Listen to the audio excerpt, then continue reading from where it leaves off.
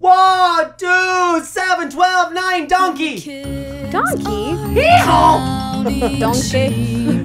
That'll do, donkey. When the kids go to sleep, Dreams and memories. Hit it, babe! when the kids go to sleep. Bow, That bow, was bow. fantastic. That was excellent. How do I turn my headphones try up? really hard. I'm number 3. I like to hear my voice loudest. Oh, no. I want to turn them down. Such a surprise. Okay, welcome to the podcast. This is episode 66. Can you believe, Colette Butler, that we have sat here 66 times and conversed with our language? No. I can't believe it. I thought am this would so have- amazed. I thought this would have faded out a long time ago. I know. Thanks for still listening to us, guys. A lot of things we do, it's like, let's try this. And it's like, that's dumb. Let's do something else. But this has lasted 66 episodes. How many episodes does like a regular TV season go? Like 12 or something? 15's pretty normal 15? right now. 10 if you're HBO. Right. So Yeah. we've done like 5 seasons of TV episodes, basically. These are like 30 minutes long. Yeah. We're basically more successful than Seinfeld and Friends. No question. There's no question. I mean, Basically, right that's... there. Okay, so welcome to the podcast, When the Kids Go to Sleep, WTKGTS, right here at Maker Studios in Los Angeles, California. And today, I guess. we have none other than Bobby Jennings. Hello. Thank you for having me on the show. Well, thank you for being here. Listen. Oh. We have a live studio audience. I brought that with me, by the way. Thank you for doing that up. Yes. He brought him all the way from the valley. Yeah. So Bobby J. I like to call you Bobby J. Bobby J. My good Bobby friends do J. call me Bobby J. Do So they go really? right ahead, yeah. I feel like that could be a good DJ name. Hey, Yeah, it's Bobby Bobby J. J. here on WKT, whatever he just said, and we're going to play all the hits. No. Exactly, right Yeah. there. So I have known you for, it's so fun, it's crazy. It's like at least 5 years. Yeah, Yeah. 5 years I know. we've known each other. When's the, I'm trying to think when the first time we ever met was. Do you remember? I think it was down in Venice, just a casual night of just hanging out with a couple of friends at Lisa Nova's house. That's it. That's Yeah. what I was thinking. Because I knew of you But guys. we had spoken a few times. Yeah, I'd been a fan of you guys from Wicked Awesome Films. Right, that was the first channel I started on YouTube with my Mm-hmm. friend Kevin Bruick, and we don't do that anymore. Once in a while, we throw something up for fun. Yeah. But yeah, we still work together. Obviously, Kevin's on the Annoying Orange web and television show, so yeah. Because I remember what the first time that I ever went to like a YouTube gathering, I think it was at YouTube Live. Maybe that's the first time I met you. Yeah. Remember? I was in San Francisco. That's the first time I met you and Phil Rhett and like Link and everybody. Kev Jumba. Like all these people. The biggest disappointment, it was like, not disappointment. I would go back and tell everybody like, I just went to San Francisco and I met all these people that I had sort of been, colleagues from afar on YouTube. Right. And this is like 2007, I guess. Yeah. And I just go, the most disappointing thing is that everybody's really nice. Oh, everyone's really nice. Because we did. We all hung out in. Yeah. Blake, remind me, and I'm going to send you a bunch of pictures that we can throw up here. But like we all just hung out in this lobby for like 2 hours. Taking Consistently. pictures Yeah. and just chilling. Because we were all friends before that, but then I remember being so what's the word? Struck? Starstruck. Thank you. I'm like, oh, I'm star what? Struck. I remember seeing You said that Justine. like, struck. Yeah. Latte? I do. I need to wake up. Wake up, babe. I remember seeing Justine and like Phil and just being like, oh, they're real people. Well, that was my... It's a moment. weird phenomena because it's like when you're used to watching somebody so long, like on a screen, and then seeing them in person, there's just, I don't know if you could necessarily call it starstruck. I guess you could, but there's just this like, you see It's the like different another dimensions. dimension. Yeah, There's you're a like, disconnect. whoa. And also a lot of times, because I think a lot of people on YouTube have gone through this more than most people because we've all been involved with it so long. Right. It's the expectation. Is this person going to be cool? Now it's a little different. Is this person going to be cool? Or is this person just a total douchebag? Right, You know what I right. mean? And you love it when it's like, oh my God, that person's genuine. Oh my Right. God, now I get, why their audience is so into what they're Right. doing and this and that. I mean, that's still one of the most satisfying things to me. Right. When To I meet see people that- to meet people who are all about it, not just like thinking about, oh, this is going to get me to another place. Right. I really don't really care about my audience. I'm just doing it so I can get that signed by somebody down on Wilshire. You know, it's like Right. the So genuine thing. let's talk about the YouTubers we've met who are douchebags. Let's go over Okay, let's go. Start- Myself. Danebo, big douchebag. Does a kid show. Dane he's right up there with one of the nicest YouTubers. He's very quiet. He's a lot quieter in person. Yeah, he's pretty reserved out there, but he's a fun guy. I mean, he is one of my best friends. And that's the beauty of YouTube. I met him similarly like when I met you. Like, actually, he called Kevin and I up, I want to say 3 or 4 years ago, and said, hey, you want to do a sketch? I'm like, yeah, I didn't even realize. I went, who's this guy? Oh, I have 3 of his videos on my favorites. He's great. You know what I mean? Yeah. And then sometimes you meet people and it just clicks, and, you know, about 4 or 5 months later, he came up with the orange thing. He's like, you want to play a voice? I'm like, I can do that. I will play the grapefruit. Thank you very much. I was going to say, I don't think we mentioned to any of you who are listening or watching this on YouTube that don't know who Bob Jennings is. He is the voice, one of many.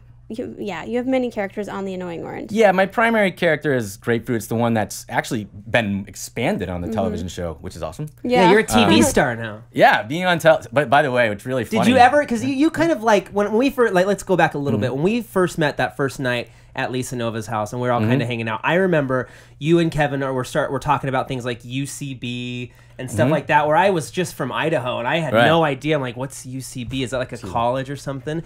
and you explain. And anyway, so you were in kind of like this entertainment industry for a while. Like, you've been doing this.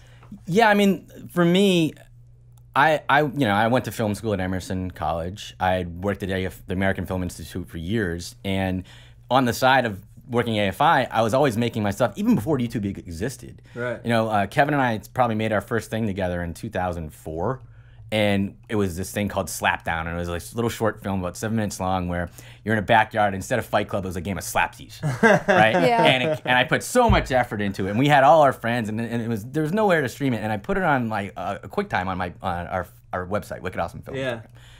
College Humor picks it up, and immediately crashes our site, and I was like, what the heck was that for? It's like the minute somebody saw, I was so happy, and then you know, it was a couple years later, YouTube came along, and I was like, well, what's this thing all about? And I was like, oh, that's really cool. Yeah. So I was always sort of the non-permission guy, which is why YouTube really played to some of our strengths. Absolutely, because you don't have to listen to anybody. You don't have to like wait for somebody to tell you that you can create something that you wanted to do. 100%. And okay, so did you ever imagine, like, I'm sure, like, if you go to film school, like, you always have these dreams and, like, all this stuff. Did you ever imagine you'd be on TV as a fruit? Well, my mom always likes to tell her friends, my son grew up to be a grapefruit. Yeah. So proud of him. Yeah, and then it adds the caveat, I also play a leprechaun on the show. Yes, he does. And coming from a very Irish Catholic family, they're very proud of that. So, of course. I mean, we have friends who are actually Irish who said, you don't sound anything like you're Irish there. You do now when you're talking, but when you talk like this, you really don't. Look at the Irish. That's when that little leprechaun dies for the Lucky Charms company, you can take it. You can up your game. We're in negotiations. Are you? No. Okay, so let's talk a little bit about Annoying Orange, and the creator of Annoying Orange is Danebo, who has a YouTube channel that is called Danebo, has kind of like gamut of different stuff that he did on there, and we're doing more on it. Actually, yeah, we're bringing new stuff. It's a big channel. Like it's still got 1 million subscribers, and a lot of our new property is the stuff that we're trying to expand on because Orange is becoming this own thing. Yeah. Myself and Aaron Massey is the producer of the web show, and we're launching a whole sketch comedy initiative on Danebo called Sketchies. Nice. And you know, we've got a couple of other things. His video game mashups are a whole nother thing too. So you have experience with this. When you get to that level, you kind of need help. Yes. You know what I mean? So in order to keep the volume up. Right. So we brought in a couple of different animators, and we're really excited about where things are going. Yeah. So explain how, give a little history of how Annoying Orange started, because now the thing is freaking everywhere. Yeah. Sure, actually. You can't go anywhere without seeing, you know, in one of the crane machines, there's Annoying Orange. All you go summer. To JCPenney's. Yeah. I mean, how many tweets a day do you get? Look, here's an Annoying Orange doll at Fred and Meyer. I mean, it's a merchandise explosion. He is everywhere. It's on Cartoon Network. Network. Crazy? That's just the beginning. Yeah. I mean, like the stuff that's coming is just, you know, explosion. So exciting. It's really cool. It's definitely the funnest part. Easily for me was last Christmas when I'm from Leominster, Massachusetts, was my hometown, and it wasn't really real to me until I went to the Toys R Us in Leominster. Where you're from. Where I'm from, right? And there's like, I'm like looking around for all the toys, and they're like, I'm like, I had to ask somebody like, what all this like couple left. I'm like, really? And I they're walk over. flying off the I went shelf. over there. There's like 5 of them left, and I go, guess what? You sold out. And I bought them all. Because you could have got all Yeah. those for free, but just that feeling of buying it from a store Yeah. that's yours. I remember when I was in, southeastern Idaho, in the mall that I grew up in, and we're shopping in JCPenney's, and I'm like, there's an Annoying Orange short. I know the dudes who made that, like Yep. who are responsible for that. And here it is in this mall that I grew up my whole life in, and just seeing that shirt. Same thing, I bought one. I'm like, I can totally call up Bob and be like, dude, give me a shirt. And you'd give me one. In fact, I think he brought a bag full of it. Well, that's all you had to I kept my receipt. I want a reimbursement for this. say. There you go. There's one right there. Hey, Apple! got a Hey, whole- Apple! Actually, I brought a whole. Might as well just bring this out here. Yeah. I got some stuff for the kids. There's some posters. Well, let's do this. We're going to And give some of these away. toys. Yeah, give some away. We'll give some away to you guys. Toys. We'll figure out how we want to do it. But we've got some posters Thank you here. so much. Well, this one's signed by Dane. Midget Apple. Dane Bo! Oh, give that one away. It's signed. No, I'm keeping this Oh, one. keep Screw it. that. This one's mine. This is going to be worth a lot of This money. is probably someday. everybody's favorite little character, Marshmallow. The marshmallow. Yeah, dude. That is hilarious. That's so What? fun. This is like a keychain. Is it? Yeah. Yeah. Are these They're- keychains? they're- Listen, Some of They're them like- speak. There you go. you got to push right here on the top. I did. And you know what's the funniest part to Sure. me? Okay. Bob, shut up. I actually had one of Suntard's friends say, I just laughed. Like, I was talking to his mom and I laughed, and he goes, "You sound like Annoying Orange." And I was like, I do? I don't Awesome. know why I was laughing like that, but What were you going to say? I was gonna say it's the funniest part about, like, we didn't record any of these voices anywhere special. Like, we just did it in like Dane's garage and my garage, and they had to go make them in Hong Kong. Oh, no. Oh, You know what I mean? no Like, way. put that in your head for a second. Right. Like, I recorded this in my garage. They took the piece, they brought it over, all that stuff. They made it in Hong Kong, shipped it back to America. I mean, it's just, It's insane. it's the different world, man. It's insane. Yeah. Okay, so how did the idea come up? Because I want to go over that history. I'm gonna tell what I heard Dane tell this story a million times. So let's see. Hopefully, I do justice for us. So, it was supposed to be a one-off. Just like a lot of his other, he'd done a lot of sort of anthropomorphic talking food things. That's just, he'd done some twisted stuff, which was really funny.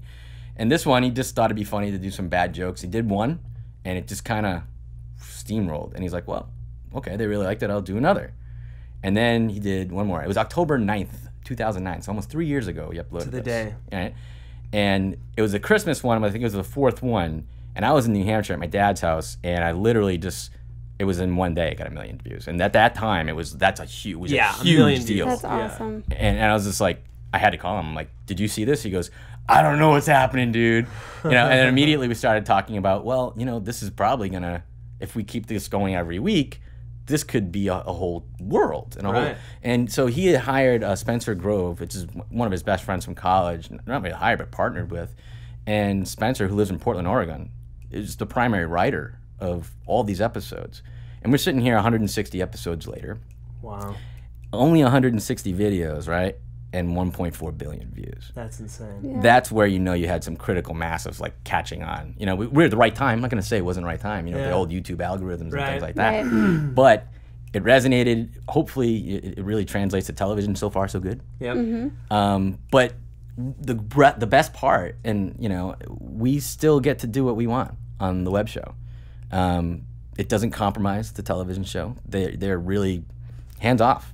In That's fact, we awesome. use the web show to promote the television show. So Right. you say so far so good on TV, but from what I heard, it like blew some numbers out of the water. It was the Yeah. highest rated premiere in the history of cartoons. so far so Yeah. good. I mean, No you know. biggie, Yeah. Highest premiere. Say that again. It was the unofficially, I guess, but it was the highest rated premiere ever That's on amazing. Cartoon on Network. Cartoon Network. Yeah. And I would say you got to give credit to some of these audiences from YouTube. It's having Toby Turner on there was very beneficial. Justine, and just the Annoying. See the way that it was so smart about how it was developed is I remember when Annoying Orange was blowing up. It was like every YouTuber's dream to get on an episode. Don't think that you guys weren't part of it. I mean, early on, Shay played Cabbage, and it was like a run of these enormous YouTubers who were volunteering to just, hey, I'll play something. And early on, like you and Cassim and Justine was like the champion. She was. of Totally. this early on. She called and like wouldn't let Dane, didn't know Dane. Right. I want to be on the show. And the first episode she was in, luckily enough, they needed a foil Enter Bob JENZ. And that was the 7th one. And Grapefruit and Passion actually appeared in the same episode and kind of went from there. Yeah, that's what I love about it. Is it's such a YouTube success, but it's a success story of YouTubers. Because how many different YouTubers have been in episodes of Annoying Orange? I mean, wish I knew the exact count, but just off the top lot. of my head, you know, Toby's been on several times. Shane Dawson's been on several times. You've been on a few twice. times. I've been on twice. Charles Trippy, when we did the 1 billion view roast, we finally got Phil DeFranco to actually be on, and it came out great. It was really fun. We've had Harley from Epic Mealtime. The people that were actually colleagues and kind of friendly with that haven't been on, the few that I mean, Freddie and Brandon just haven't had the time yet. But we really kind of want to blow that one out with them. Yeah. You gotta do some guns. And Yeah, stuff. yeah, exactly. Yeah. Instead of a knife, gotta have hey Apple gun. Yeah. I don't want to ruin the joke. I'm not gonna write it for you, okay, Bob? Sounds like it's done already. It's a hit. Chalk it up. So that's an interesting concept. So okay, it did amazing on YouTube. It blew up. It was multi how many billion views? What's the count out? It's now? about 1.4 right now. 1.4 billion views on YouTube. So then it transitioned over to TV. Now it's on Cartoon Network. And that's a different beast. Exactly. But here's what's cool, and I feel like this might be the first time ever that a show, it's symbiotic, where you still have the web series going on, and now it's on TV as well. Because it feels like a lot of times when that's tried to been done, TV would be like, hey, well, you have to turn off your YouTube arm of this. We just want it on TV. That's a testament to Dane and his representation, to being able to have the guts to go make this on their own. They made a television pilot, cost a fair amount of money to do on their own.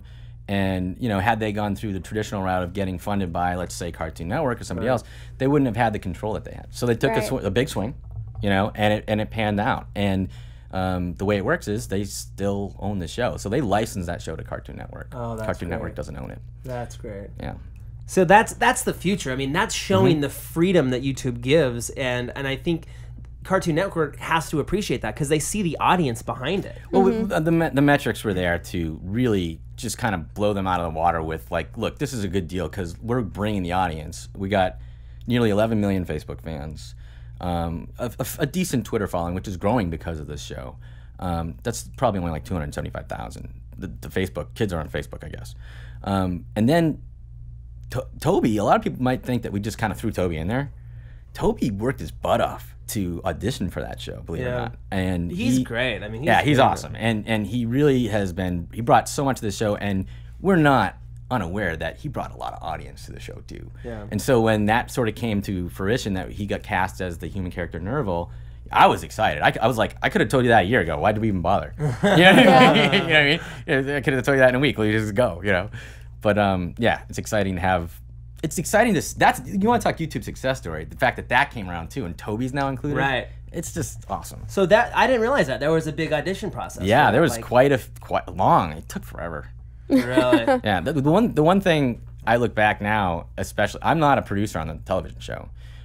Which at first I was like, oh man, maybe I should be, and then now I'm kind of like, thank God I am not a producer, right? Because we're still producing the web show, and we're developing all kinds of other stuff. So for me, as just a cast member on the television show, it's the easiest job in the world. I literally go in like 5 times for the entire season. Where do you go in to record your It's a little studio in Burbank called Kappa Studios. Yeah. And I just go in, I knock out like 5 scripts at a time. See ya, thanks later. So when Bobby first came in, he was telling us your niece and nephew. Yeah. They're saying that kids at school don't believe that you're the grapefruit on the TV That's show. right. Sophia and Max Heitman. Go tell your buddies that Bobby J's the grapefruit. I am the grapefruit. I'm going to give you direct link to this second in the podcast. And all your friends there in Leominster, Massachusetts, going to have to believe because Shay and Colette said it so. It's true. That's so funny because we have like our kids going to school. We have experiences when they're like, some kids are like, they're famous, because they've seen them on YouTube. I've heard you talk about this. And then other kids are like, they're not famous. And, Yeah. we've had to like have a talk with them like, you're just like every other kid. Oh, man. You're just on YouTube. That is And so it's interesting to see the transition. So, you've been around for 5 years. Like you said, we've known each other. You've been on YouTube in a lot of different capacities. Right. You've done a lot of work on Annoying Orange, but you also have your own stuff that you do and produce. And you're a really good editor. Thank you. That you... Yeah. I've been editing for 12 years, so I hope so. Well, Practice makes perfect. Yeah. 12 years, I guess you're not as good as I thought. Yeah, I'm just getting into After Effects, which I'm learning that I do not want to get into After Effects. No, I know enough to get by, and hopefully we can just continue to hire animators. There you go. There you go. So where do you think it's going? I know none of us really know, this whole YouTube thing. We've Sure. all kind of been riding this train where we have no idea where it's going. And then, just starting Maker Studios and this business, there's not really a business model to follow. There's not like, well, this is how other successful online media companies have, excelled at this. It's kind of just like you're stabbing in the dark and trying to figure out. I saw some tweets from Pioneering. you. Yeah, pioneering. I saw some tweets from you the other day saying you're going to just try to do new things. Like, Well, YouTube.com/BobJENZ. That's my channel, and I honestly feel like the last two years I've just been trying to do stuff that's derivative of other people, and I'm just like, you know what, the stuff I do well, Wicked Awesome Films, I'm a sketch comedy guy first.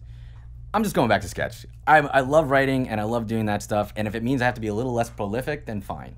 right. You know what I mean? I don't want to have to rush to put up something that I'm not happy with. Right. You know what I mean? And I've created other characters, and I unfortunately, a lot of people like this zombie George Washington character that I've been doing, but I can't keep up with that, my duties in orange, and do the stuff that I want to do. Right. So you do have to make decisions sometimes, and I'm a stubborn guy. You know what I mean? So it's only recently where I'm just like, you know what? I just stop. You know what I mean? Yeah. Just take a step back and do what you really like, because ultimately it's going to be up there. And it's going to be representative of you. So Right. I'm back to the quality versus quantity. There you go. You know what I mean? There you go. Yeah, so I'm excited about not only that, but like the stuff that I'm collaborating. I'm really, really happy with the people that I'm working with. The team that I've got with Dane and Aaron and our friend Spencer, and we've got a great graphic designer, Derek Gonzalez, who's a collaborator as well, who we might be pitching a television show that he came up with, which is just, I'm working with a lot of people I trust. Yeah. But you talk about the future of like what's going on. I honestly feel, and I'm not just saying this because of you guys, like Maker kind of led the way in terms of turning what's going. No, really, in terms of Danny changing Diamond. the business side. If you want to talk the business side of this, and clearly things have massively changed even in the last year. Right. Right. You know what I mean? They change every 2 weeks. They do, but this year I think it's been solidified. You know, like I think even people are even over the nostalgia of like, remember when it was just us, man? Yeah. Yeah. It's kind of like, I got another kid, and how are you? Right. You know what I mean? It's not Yeah. about, oh man, we're gonna break the system, man. It's you were subversive, or we still, in a way, to the entertainment industry, are a little bit subversive. Mm-hmm. But eventually, anything good that's subversive gets swallowed by the system. Totally. You know what I mean?